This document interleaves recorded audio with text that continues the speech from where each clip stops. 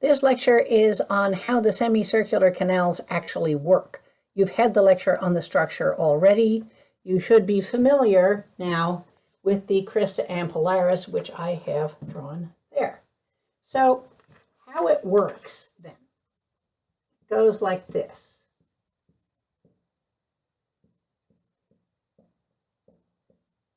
When a person moves,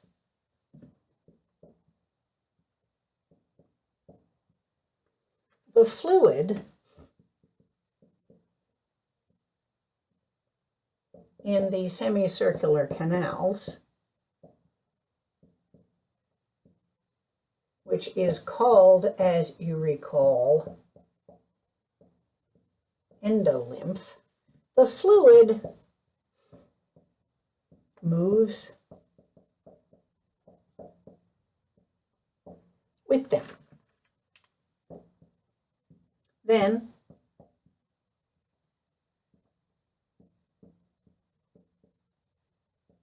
when the person stops,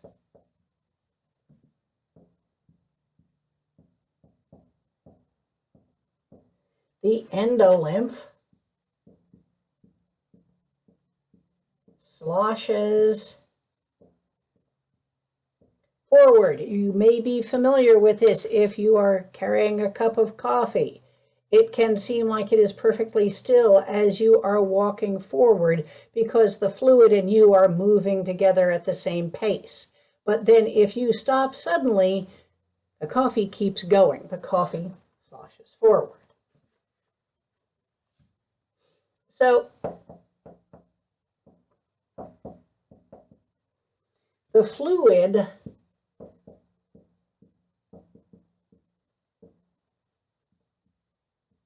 sloshing forward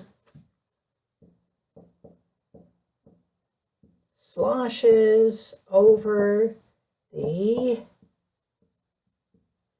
cupola here, and it bends the crista. So the crista is going to bend. If you have fluid sloshing in this direction, remember the cupola is made out of a gel, kind of a tough gel.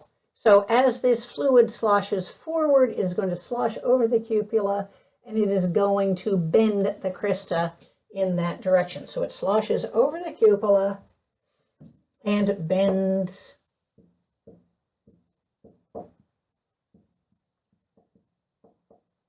the crista ampullaris.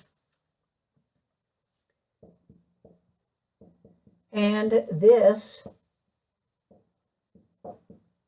bends the hairs inside it. You remember the hairs. There are the hairs.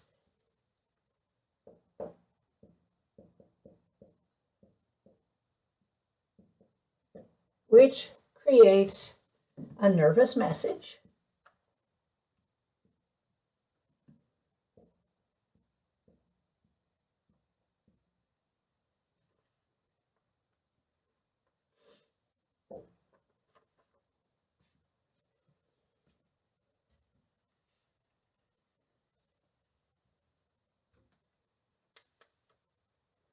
And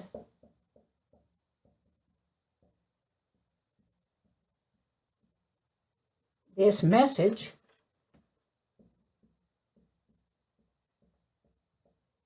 is carried by the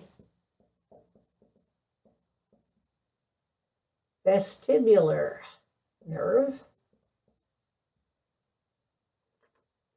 fibers, I'll say, since these are just fibers here, but by vestibular nerve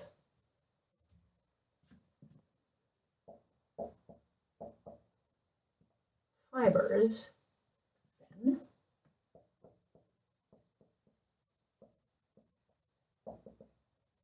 to the brain. So it's all there. You are walking.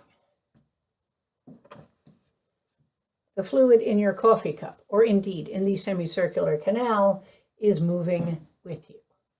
When you stop, the fluid sloshes forward, it bends the cupola, these hairs get bent, That then creates a nerve signal, an action potential, and that nerve signal then winds up traveling along the fibers of the vestibular nerve, and those nerve signals then eventually get to the brain.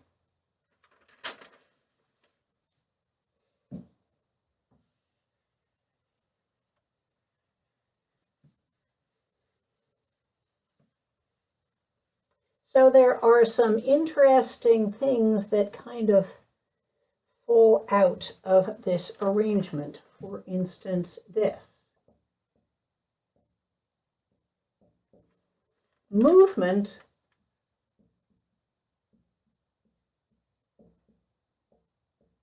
at a constant speed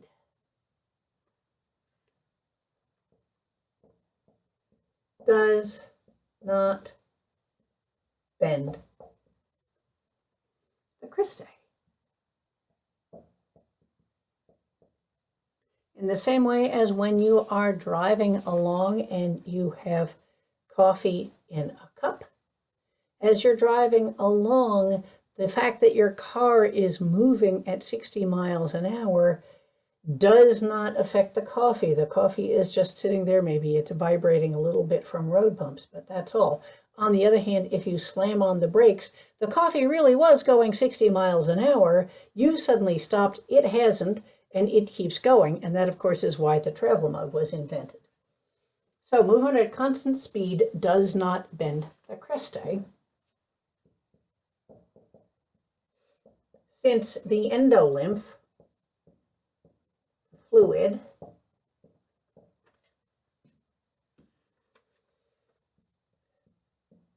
moves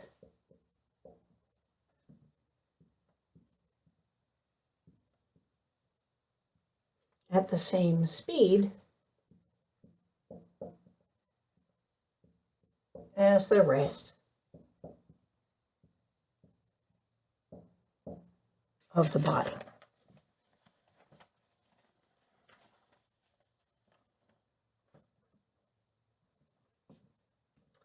You can also see how this will affect our sense of speeding up and slowing down, because that, on the other hand, will bend the cristae because the fluid will slosh a little bit with either starting or stopping or speeding up or slowing down.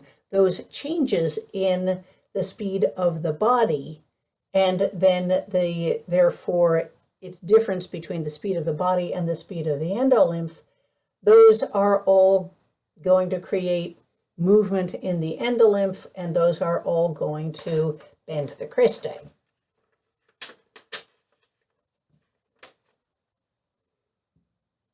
So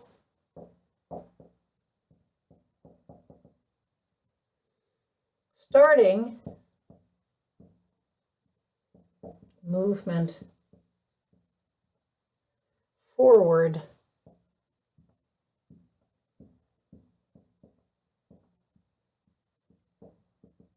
from a standstill will mean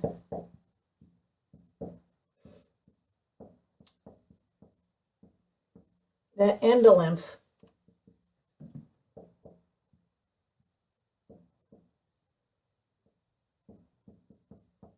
is temporarily left behind.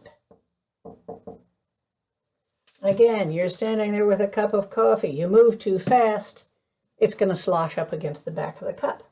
So the endolymph is temporarily left behind, again, creating a temporary flow.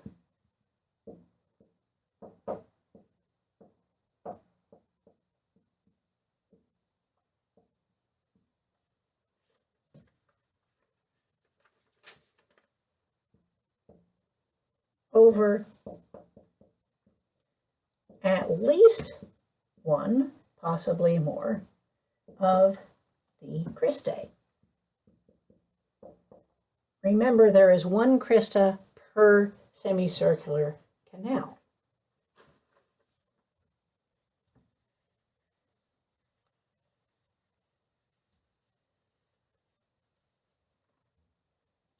So you have a temporary flow over the cristae. I'll even do this. Let's make this a comma. Thereby deforming it. You know where this is going now.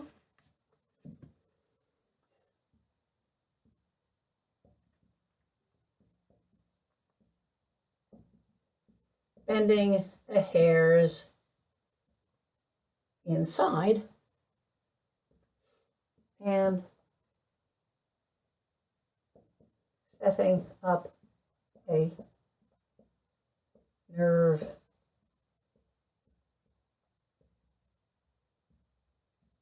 transmission.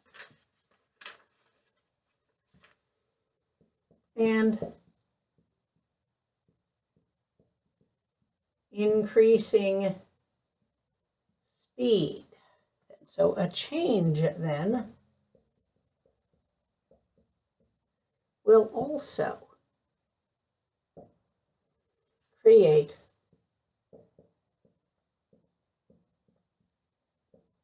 a temporary flow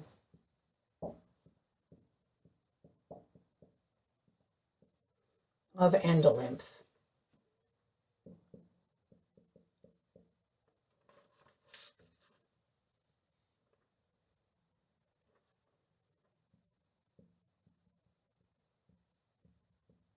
Which will temporarily deform again.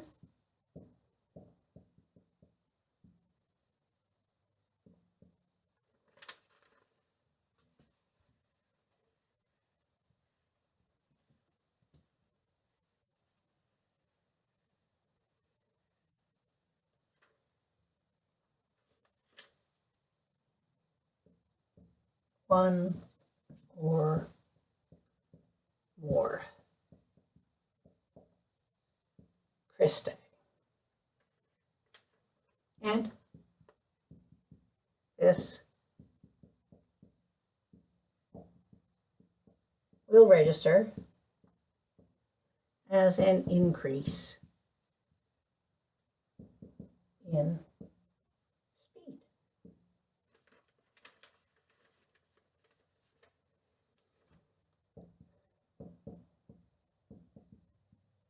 Slowing down, this is just kind of running through the physics in many ways. Slowing down will lead to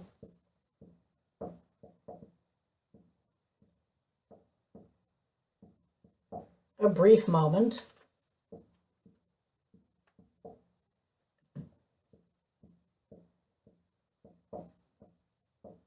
when the endolymph is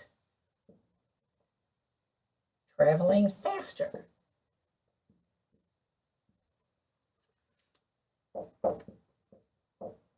than the head. Again, think of a car slowing down, and you've got some coffee in there.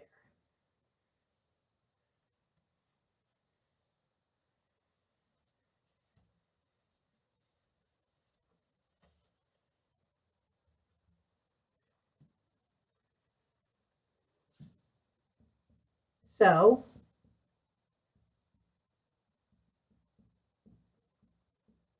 the endolymph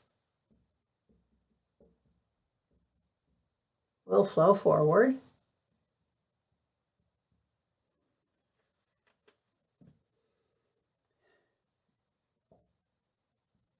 and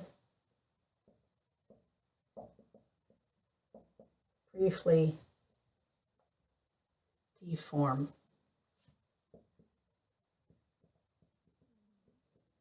the cristae, and again create a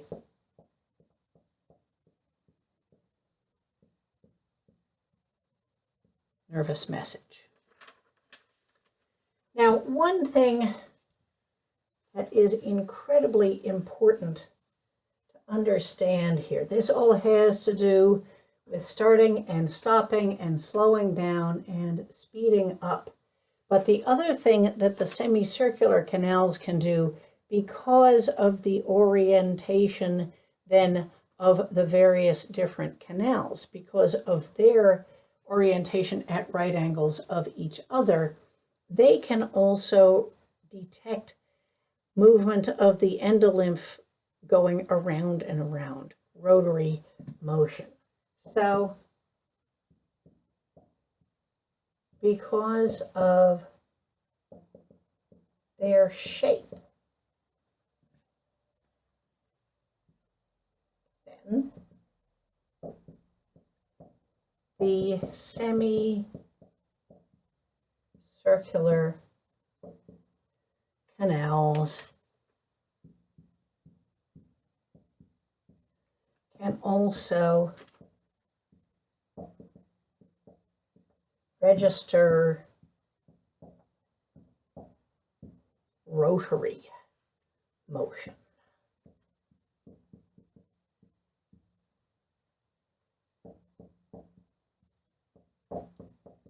That is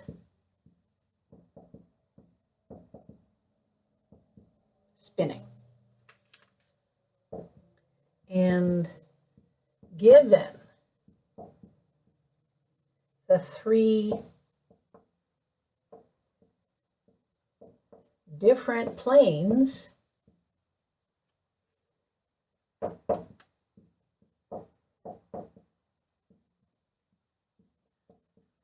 that the canals occupy,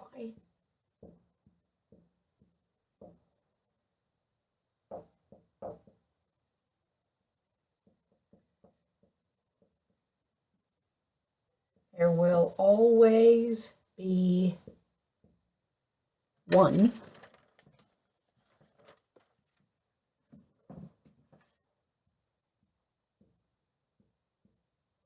or more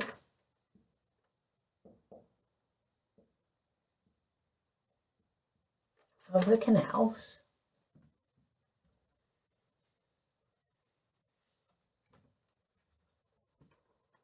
let's finish this up here, one or more of the canals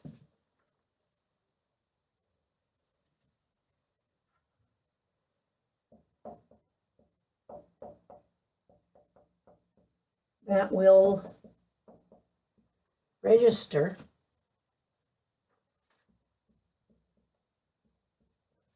rotary motion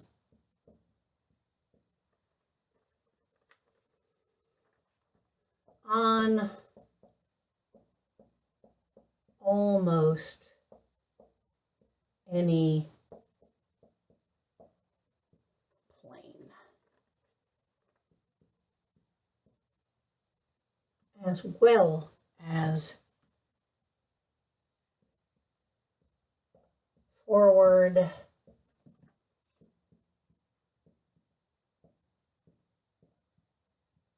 backward, and sideways motion in any direction. So you will register rotary motion on virtually any plane. This means if you are doing a somersault, there's a semicircular canal for that. If you're spinning, there's a semicircular canal for that. If you're doing a cartwheel, there's a semicircular canal for that. And when you are doing all kinds of peculiar twists, if you are running down a hill, if you ski, if you do gymnastics, if you fall off a log, all of these things will be registered because of this remarkable arrangement of the different planes of the semicircular canals. And that's it for this lecture.